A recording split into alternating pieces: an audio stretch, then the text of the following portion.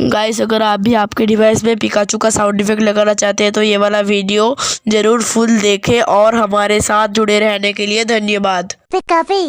Pikachu ऐसे Pikachu का sound लगाने के लिए पहले आपका डिवाइस पे प्ले स्टोर ओपन करें। उसके बाद वहाँ पे जेड ऐप का नाम सर्च करें, जैसे कि मैं सर्च कर रहा हूँ ZEDGE।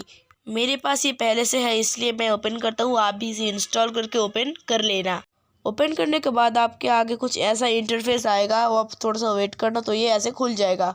यहाँ पे आपको नोटिफिकेशन साउंड्स का ऑप्शन सिलेक्ट करके राइट साइड अप कॉर्नर पे रहने वाला सर्च ऑप्शन पे पिकाचू सर्च करना है, जैसे कि मैं सर्च कर रहा हूँ। उसके बाद आपके आगे कुछ ऐसा इंटरफेस आ जाएगा, तो आपको नोटिफिकेशन साउंड सिलेक्ट करके आपके आगे दिया गया पिकाचू का साउंड इफेक्ट को चलाना है और आपका पसंदीदा साउंड इफेक्ट डाउनलोड करके नोटिफिकेशन साउंड्स पे लगा देना है, तो ये सेट हो जाएगा।